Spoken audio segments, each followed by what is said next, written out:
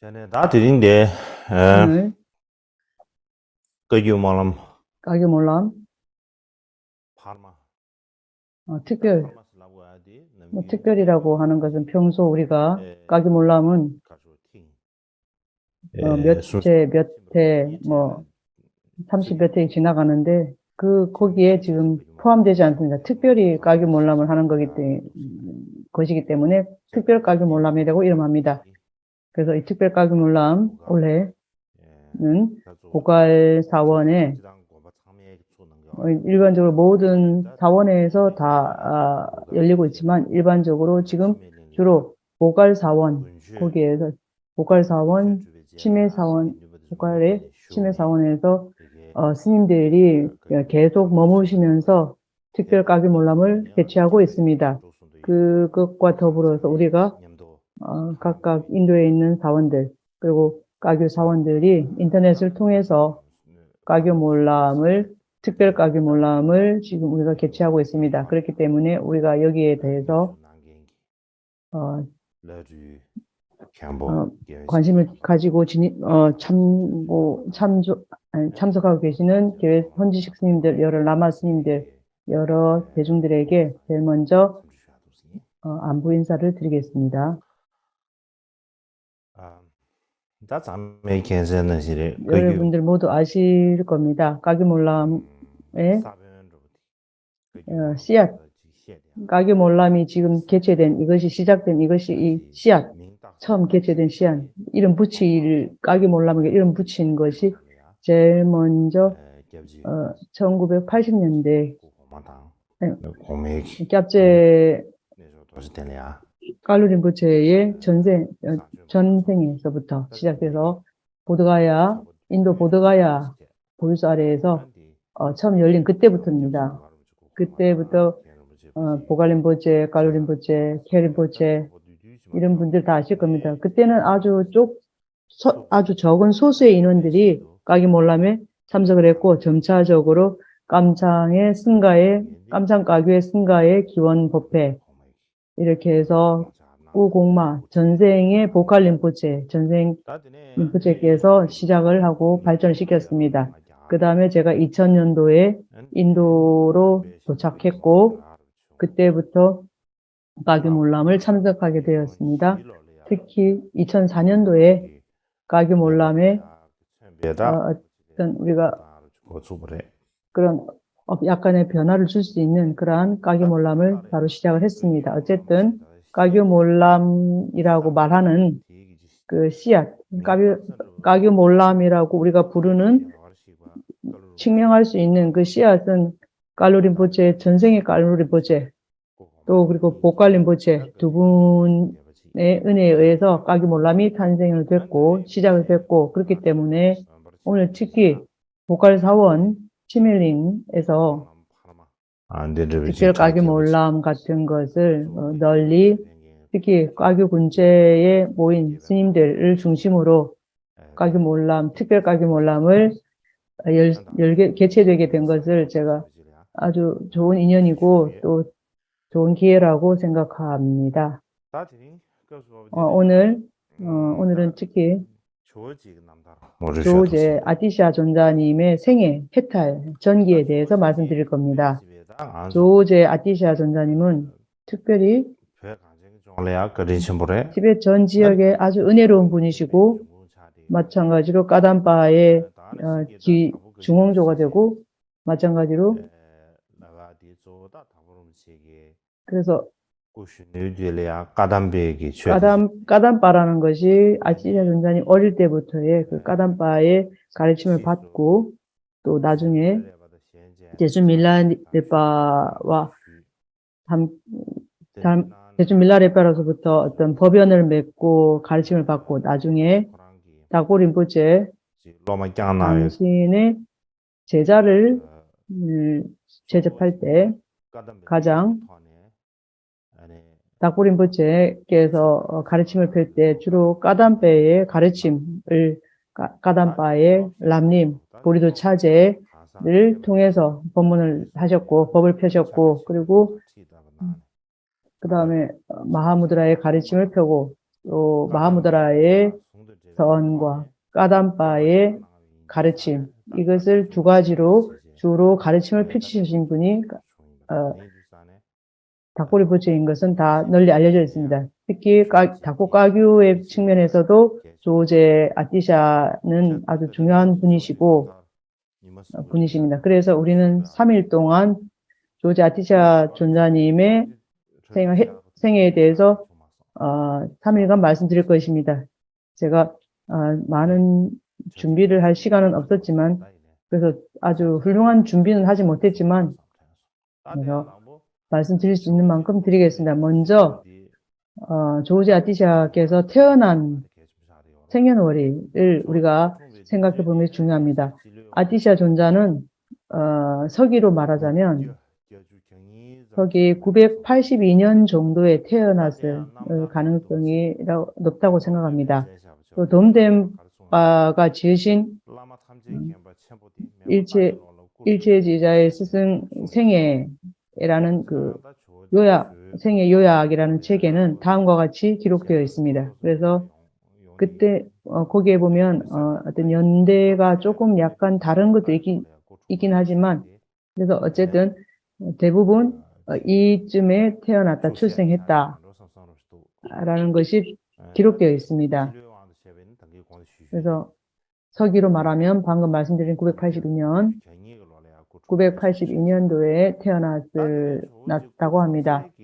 그래서 조제 아티샤 존자님께서 태어나신 곳, 출생지는 어딘가 하면, 조제 아티샤께서는 예전 인도에서 태어났습니다. 옛날 인도, 그러니까 중세 인도에서는 당시 동남서북 사방하고 그 가운데 중앙에서 5방으로 나눴는데, 그래서 인도에 5개의 지역이 있었다고 이렇게 말합니다. 이러한 사방과 중앙 지역, 5방에 대한 이 용어는 현장 법사가 인도로 여행할 때 기록한 것을 포함해서, 그리고 오방에라는 그 단어가 우리 티베트어에서는 잘 없는데 어떤 중국의 번역가의 설명에서 자주 사용됩니다. 또 마찬가지로 우리는 보드가야가 인도의 중부에 있다고 말합니다. 한가운데. 따라서 보드가야는 지리적인 측면이나 법적인 측면에서 인도의 중앙이라고 말합니다. 그래서 우리가 법의 측면에서 중앙이라고 하면 부처님의 가르침이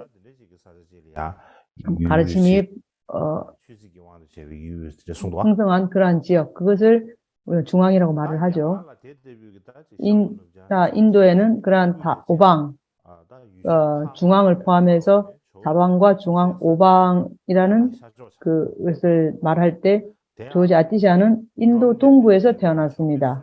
그래서 돔덴바께서 쓰신 아티샤의 39절 찬양이 있는데, 거기에 보면은 아주 풍족한 벵골 땅이라고 이러한 말이 있습니다. 그래서 그 지역이 벵갈 땅이라고 하는데 이렇게 말을 합니다. 그런데 오늘날에는 더 이상 지도상으로 볼 때 아티샤께서 태어나신 지역이 인도 영토가 아니라 방글라데시 영토에 속한다고 할 수 있습니다. 예를 들면은 이러한 상황을 예를 들면 어떤 상황이냐면은 마치 부처님 상황과 같습니다. 우리 부처님이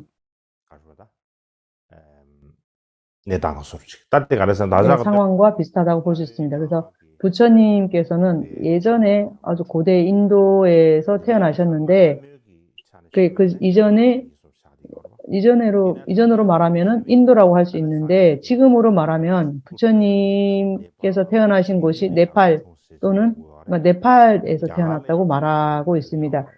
그래서 우리가 인도라고 하면 안 됩니다. 왜냐하면 부처님이 탄생하신 룸비니가 네팔 영토에 있기 때문입니다. 그래서 아티샤 존자님의 상황도 그와 비슷하다고 볼 수 있습니다. 어쨌든 아티샤 존자의 실제 출생지는 어디인가 하면 지금 오늘날로 하면 어디인가 하고 묻는다면 또한 낙소 노자와가 저술한 아디샤의 89절 찬양 찬탄문에 따르면 야하르 사홀 유초하나스 인도 인도 사하라 동부 지역에 큰 도시가 있습니다. 그것이 비크라마푸라입니다. 라고 기록되어 있습니다. 그래서 현대 학자들에 따르면 무엇이라고 하는가 하면 아디샤 존자께서 태어나신 곳이 방글라데시의 이 지역의 무시간자라고 부르는 그러한 지역이 있는데요. 그런 지역이 있습니다. 그 지역 구역에 속하는 지역이 그 지역은 이전에는 비크라마푸르라고 불렀다고 합니다. 그래서 비크라마푸라는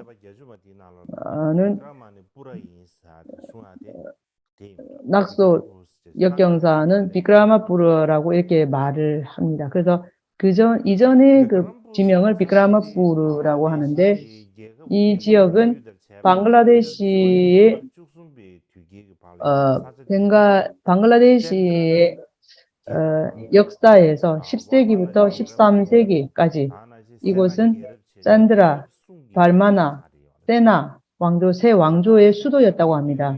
당시 이곳은 중앙아시아 불교의 어떤 중심지라고 할 수 있습니다. 그래서 7세기의 현장 대사는 비크라마푸르에 방문하셔서 그와 관련된 사건에 대해서 글로 기록을 해 두었습니다. 그래서 조자 아티샤께서 태어난 곳이 방글라데시 지역이고 그 가운데 지금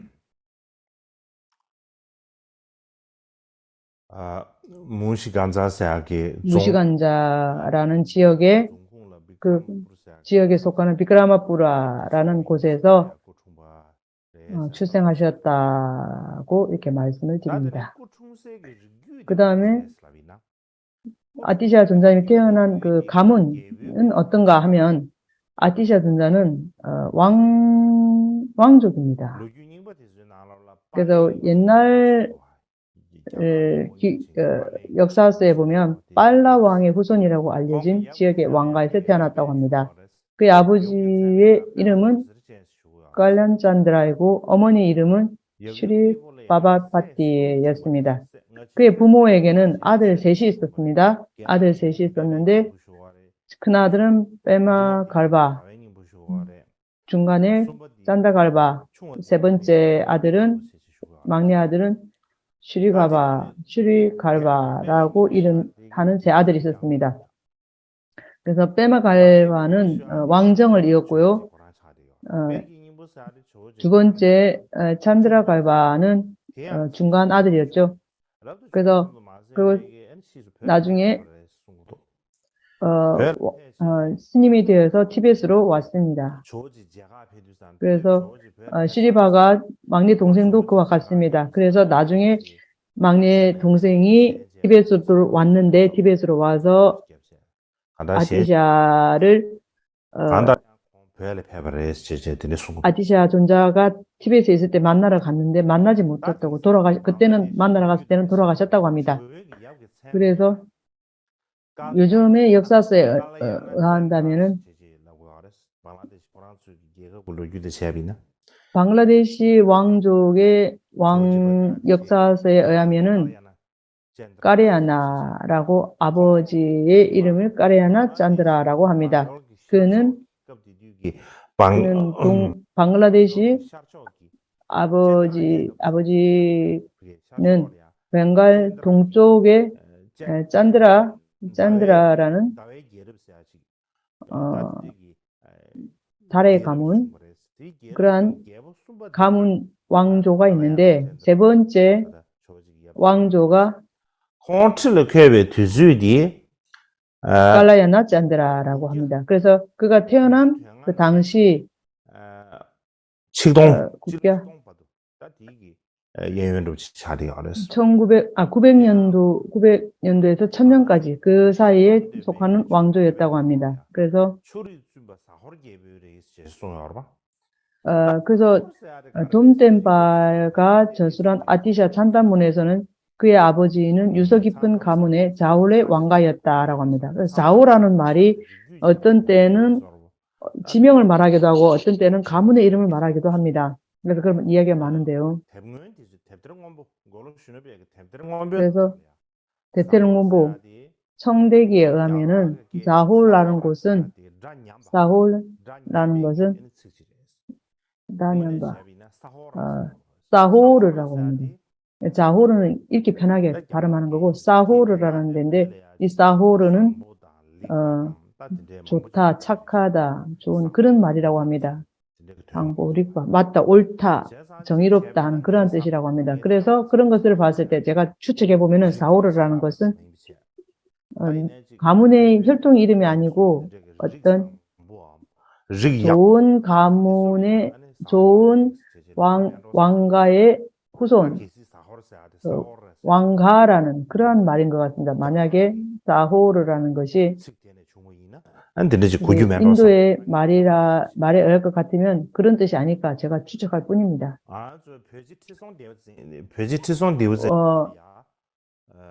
티벳 왕 티송대첸 시대에 와서는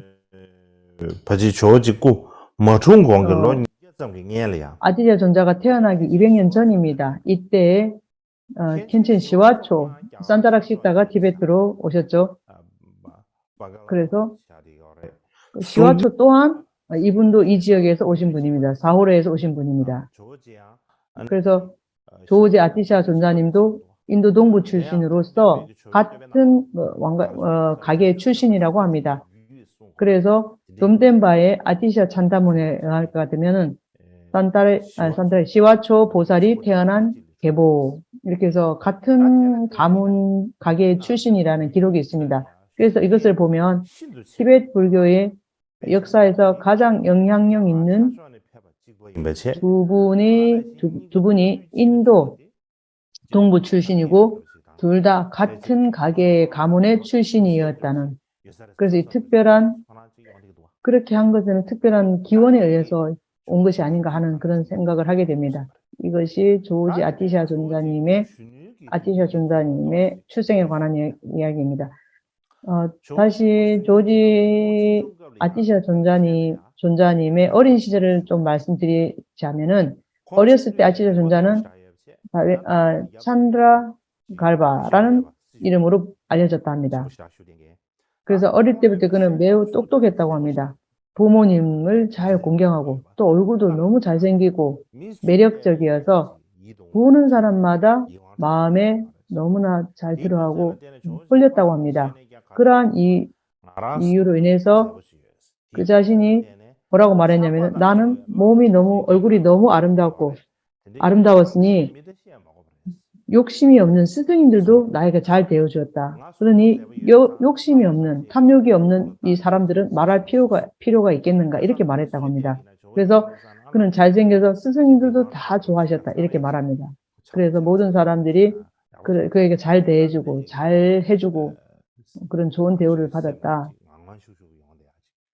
그래서 잘생겼기 때문에 보는 사람마다 조제 아티샤 존자를 잘 해줄 마음이 이렇게 생겼던, 그래서 얼굴 같은 것도 이렇게 보면 너무 잘생겼기 때문에 그랬다고 합니다. 그래서 어쨌든 그 아티샤 존자는 어렸을 때부터 특별한 일이 있었는데, 대준 솔마 따라를 칭견했다고 합니다. 그래서 따라 보살은 그분의 주요 본전이 되었습니다. 또한 아마 태어나서 얼마 되지 않아서 아주 어렸을 때 한 번은 그가 그의 궁전의 침대에서 자고 있을 때 아티샤 존자님이 머무는 방 침대 바로 위에서 아주 요란한 우광쾅 하는 소리가 났다고 합니다. 그래서 그 부모님은 무슨 일인가 하고 얼른 아티샤 존자님의 방에, 어린 아기 때입니다, 왔습니다. 무엇이 있는지 궁금해서 보러 갔습니다. 그래서 정갈이라고 하나요? 그래서 다른 정갈 한 마리가 떨어져 있어서 조제 아티샤가 계신 곳에 이게 떨어졌다고 합니다. 그랬더니 아티샤 존자는 그 어린 아티샤는 조금도 두려워하지 않고 이게 가만히 바라보고 있었답니다. 그랬더니 그 전갈이 천천히 이게 스스로 갈라져서 떠나가 버렸다고 합니다. 이것은 무엇을 의미하는가 하면 그분은 본존을 신견하고 또 스승을 만나는데 나중에 장애가 생길 징조라고 이렇게 나중에 말을 합니다. 그래서 지금은 정갈이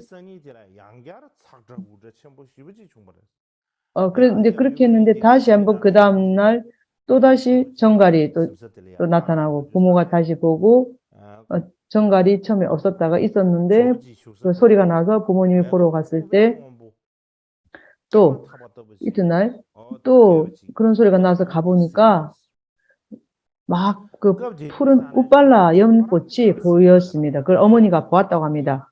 그래서 조제 아티샤는 그것을 우빨라 꽃이 아닌 따라보살님의 얼굴을 보았다. 이렇게 말했습니다. 그 어머니가 본 거는 우빨라 꽃 아주 막 열리기 전, 꽃봉오리가 열리기 전에 그런 우빨라 연꽃이었는데 어머니가 본 것은 그건데 아티샤 존자는 따라보살의 얼굴을 보았다고 이렇게 말했습니다. 어쨌든 따라보살님의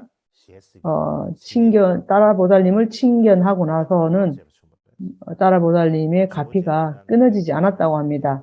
그래서 마음속에 어떤 의심이나 의문이 생기면 따라보살님의 그 팽화 또는 그림 같은 게 있는 그 앞에다가 공양을 올리고 기도를 하면 또는 따라보살님이 그렇게 하면 실제로 법을 가르치거나 그렇지 않을 때는 또 그의 마음속의 의심이나 의문이 저절로 풀어지고 해결되는 그러한 일들이 있었다고 조제 당신이 말씀을 하셨습니다.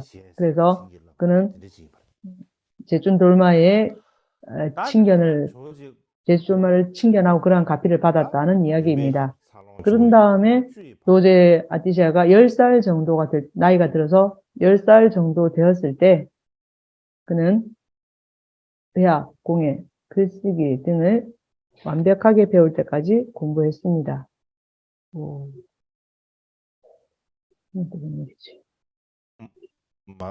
마백 버롤이야 아니 치료백을 따라 세마티스 장 아니 낭백을 그래서 21살이 될 때까지 비불교의 문법과 논리학은 물론 불교의 문법과 논리학도 철저히 공부했습니다. 그래서 그는 문법과 논리뿐만 아니라 64개의 예술에 대한 완벽한 지식을 가지고 있다고 이렇게 말했습니다. 그래서 64학문이 있죠. 그러한 특히 문법과 논리 여기에 아주 뛰어났다고 합니다. 그래서 번역가 로자와 낙속에서 지으신 찬양문에서 보면은 아티샤 존자는 21살의 나이에 당신은 모든 64가지 예술과 모든 공예, 산스크리트 그리고 모든 논리학을 다 배웠다. 이렇게 말합니다. 그래서 그렇다면 논리와 문법에 대한 그의 지식 수준이 어느 정도였을까에 대해서 증거를 들어보면 그는 한 15살쯤 되었을 때 닉틱에 대한 그 추론의 가르침에 들었습니다. 그래서 그가 그런 가르침을 한번 듣고는 릭틱이라는 추론 논리학의 교재를 한번 듣고는 외교도들의 학식이 있다고 하는 유명한 사람들과 토론해서 그러한 외도를 물리쳤다고 했습니다. 그래서 예제 돌룽파 첸포에 따르면은 이로 인해서 그 조제 아티샤는 유명해졌다고 이런 이야기가 있습니다. 나중에 아티샤 존자가 티베트로 간 후에는 논리와 문법에 대해서 티베트의 라마들과 얘기를 많이 하셨는데 그때 무엇이라고 아티샤 존자가 말했냐면은 티베트에는 논리와 문법 이런 것이 그다지 발달되어 있지 않다. 그저 이름 정도뿐이다. 그래서 그때 그런 그러한 용어조차 없었다고 이렇게 말합니다. 그 다음에 나중에 시자를 사는 방떼인이 있었는데, 방떼인은 다란이를 외워서 사람들에게 주문을 외워주고 해서 많은 가피를 받게 하는 그런 사람입니다. 그 방떼인한테 아티제 존재가 뭐라고 말씀하셨냐 하면은, 방떼인 그대는 관세음보살님의 만트라를 독송하고 축복하고 많은 가피를 주지만 그 사람들한테 가피를 줄 수가 없다. 왜냐하면은 가피라는 것은 좋은 착한 친절한 마음, 좋은 의도에서 나오는데 그렇게 다란이만 가지고는 가피를 가질 수 없다. 라고 이렇게 말했다고 합니다. 그래서 이제 한 번은 아디샤의 손이 다쳤다고 합니다. 그래서 이제 아디샤 존자가 방떼인을 불러서 내가 지금 손이 다쳤는데 그대가 좋은 마음이 있지 않아? 그러니까 나를 치료해줘 이렇게 말했다고 합니다. 그래서 어쨌든 아디샤가 또 말하기를 또 방떼인에게 아디샤가 말하기를 그대는 티베트에 논리와 문법이 있다고 하는데 티베트에는 논리가 이름 정도만 남아있을 뿐이다.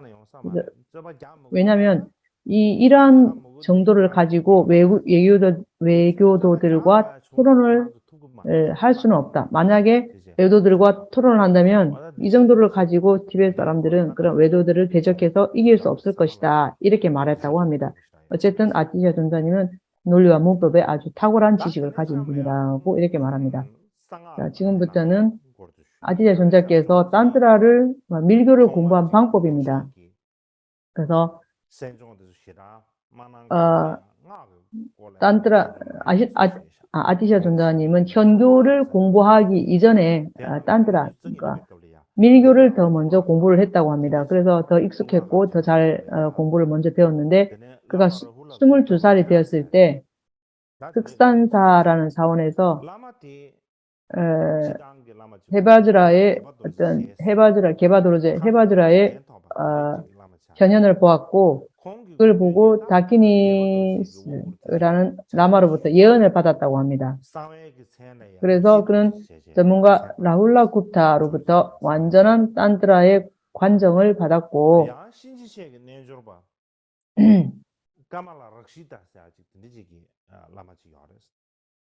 말랍시다. 지냐나 바즈라라는 비밀명을 받았다고 합니다. 그는 헤바즈라나드의 만드라가 아버지 부탄트라, 모탄트라에 대한 모든 가르침을 받는 것을 보았다고 합니다. 그래서 그는 그분으로부터 그 스승으로부터 빌교의 많은 가르침을 대부분을 들었다고 합니다. 그래서 그분의 가장 나중에 그는 나중에 큰 스승님 아와두디파를 만났습니다. 그래서 아와두디파는 어떤 사람 말하기를 조제가 7살 때 만났다. 어떤 사람은 12살 때 만났다. 이렇게 말을 하는데요. 7년 동안 가르침을 받았다. 누군가는 12년을 가르침을 받았다 하는데 로짜와는 낙소 로짜파는 9년 동안 가르침을 받았다. 이렇게 말을 합니다. 그래서 아와두디파는 유식 중간학파의 라마였습니다. 그래서 그로부터 공부를 배운 아티샤 존자는 유식 중간학파의 견해를 가지고 있었다고 볼 수 있습니다. 왜냐하면 한 번은 어느 티베트 라마가 아티샤 존자에게 그대는 유식 중간학파의 관점을 가진 이유는 무엇입니까? 하고 물었습니다. 그때 아티샤가 말씀하시기를 나의 스승 아와두디파에게 다 그대로 제가 질문을 해본 적이 있습니다. 당신이 유식 중간학파의 관점을 가진 이유가 무엇입니까? 제가 질문해 보았습니다. 그때더니 그 스승님께서 나의 스승 아와두디파는 나는 이것을 통해서 나는 법의 실상을 깨달았다.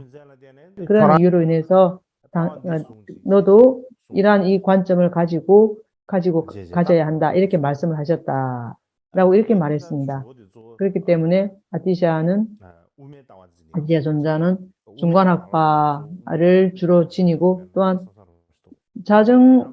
논리학파, 자증파의 관점이었고, 기류학파라고도 얘기를 하고, 어쨌든 많은 티벳의 인도 많은 사람들이 중간 기류학파라고 하죠. 그런 말들을 하는데 어쨌든 이런 이야기가 있습니다. 어쨌든 조지 아티샤의 스승님 96명이 있는데 그중 가장 뛰어난 샨디빠라는 많은 그런 스승님 가운데 라마 샨디빠라는 분이 있습니다. 그래서 그는 당시 가장 유명한 유식학파의 스승이었습니다. 그래서 아티샤 존자는 그에게서 8천 반야송 구절을 공부했습니다. 8천 반야송의 가르침을 받았습니다. 그때 라마 샨디빠께서 중도의 설명, 각각 이거는 중간바에서 이렇게 말하는데 그런데 중간바에서 이렇게 말하는 설명은 안 돼. 이렇게 하면 안 돼. 이렇게 반박을 했다고 합니다. 그래서 그렇게 중도의 설명을 반박하고 났는데 그렇게 함으로 인해서 아티샤 존자는 중도의 관점 자체가 더 선명하게 알 수 있게 되었다. 왜냐면은 샨디빠가 중간에 그 설명을 낱낱이 부정하는 것을 듣고 나는 오히려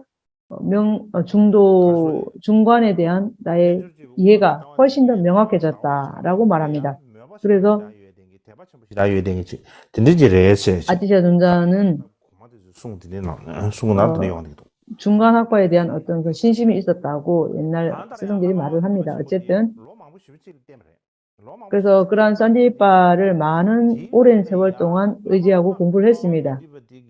그래서 아와두디빠는 오랜 시간을 보냈고 그들은 결코 평범한 대화를 나누지 않았다고 합니다.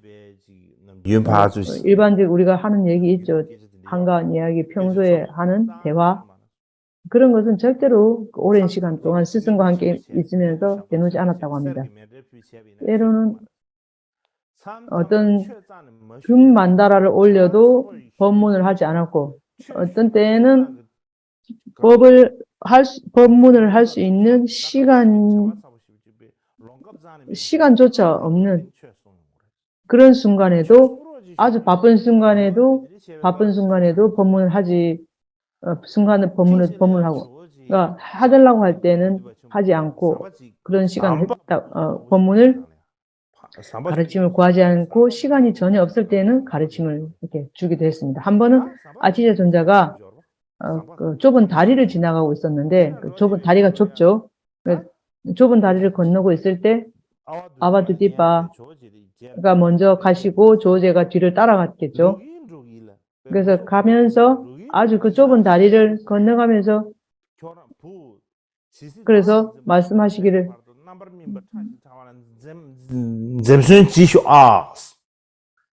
조제 그대 탁월한 깨달음을 그 좁은 다리를 지나가면서 갑자기 라마가 아주 질문을 하고 법문을 하고 아주 중요한 법문을 하고 아집을 그대가 버리지 다 완전히 버릴 때까지 입년에 대해서 그대는 열심히 정진을 해야 된다. 뭐 이런 심오한 법문을 그러한 상황에서도 법문을 하는 그러한 상황도 있었다고 합니다. 그래서 그는 또 그뿐만 아니라 그는 많은 스승으로부터 법을 받았고 특히 성취한 많은 스승들로부터 가르침을 받았다고 밀교의 가르침을 받았습니다. 아티샤 존자님 자신은 아와두티빠가 가르친 대로 세상 사람들이 생각하는 어떤 세간 사람들이 말할 때는 약간 미친 듯이 보이는 약간 뭐 부끄러워하지 않고 두려워하지 않고 뭐 그러한 그러한 행위를 수행했다고 합니다. 그래서 6년 동안 아티샤 존자는 6년 동안 그러한 세상 사람들 볼 때 남부끄러운 그런 요가 수행을 했는데 어쨌든 일부 사람들은 그가 3년 동안 그러한 요가 수행을 했다고 이렇게 말합니다. 어쨌든 그는 밀교에 대해서 훌륭한 뭐 연구도 했고 수행도 했고 직접 그러한 수련을 통해서 많이 수행을 했다고 합니다. 그래서 그러한 혹독한 수련과 수행 공부를 통해서 그의 마음에는 그의 지혜는 가피와 조언과 힘 그리고 방대한 지식이 포함되어 있어서 아무도 나 자신보다 위대하지 않다 하는 그런 약간 자만심이 생겼다고 합니다. 그래서 한 번은 그의 특별한 본존인 아카시아 숲의 따라 보살이 그에게 나타나서 그래서 많은 千上面通用面这千上面通用面유망부 시우지 예쁘지. 이름조차 듣지 못한 그 밀교를 많이 가르침을 이런 것을 따라 보살이 묻혔습니다. 당신은 만트라를 행하는 빤디타입니까? 하고 물었습니다. 아티샤는 그렇다고 대답했습니다. 그런 다음 그녀는 몇 가지 사다나를 언급하면서 말했습니다. 아티샤는 그러한 사다나와 그러한 교제, 밀교 교제를 본 적이 없다고 말했습니다. 그랬더니 너 한 번은 그래서 그의 지극한 본존이 그에게 나타나서 말합니다. 그래서 그러한 자만심이 생기고 있는데 그가 의지하는 본존 한 분이 어느 날 또 나타나서 말합니다. 너는 당신은 만트라 밀교를 행하는 밀교 행자입니까? 하고 묻습니다. 그래서 아티샤는 그렇다고 대답했습니다. 그랬더니 그 본존이 갑자기 나타난 본존이 여러 가지 뭐 요가 동작, 사다나를 언급하면서 이걸 아냐고 물었습니다. 그랬더니 아티샤는 그런 것을 본 적이 없다고 합니다. 그러면 몇 가지 또 밀교에 관한 서적을 또 이렇게 보여주면서 이런 걸 본 적이 있냐 하니까 본 적이 없다고 말합니다. 그래서 그는 아티샤 존자는 그렇게 많은 본존들이 보여주는 밀교의 그러한 것을 칭찬한 적도 없다고 하니까 그랬더니 그 본존이 본존이죠. 따라보살님이 그대는 세간에 있는 그 정도를 통달했을 뿐이지 그 수많은 방대한 밀교를 그렇게 그대는 정통한 것이 아니다. 정말 이 세상에 있는 한 틀 끝에 지나지 않는 그 정도만 알고 있을 뿐이다. 이렇게 말합니다. 그래서 그렇게 말하고 나서 본전은 따라보살님은 사라졌는데 아티샤는 그로부터 내가 밀교에 대해서 아는 것이 없구나 하고 그의 자존심이 부서졌다. 산산조각 났다. 이렇게 말합니다. 여기까지가 아티샤 존자님의 밀교를 공부한 것에 대한 어릴 때부터의 일을 공부한 것에 대한 말씀을 드렸습니다. 그래서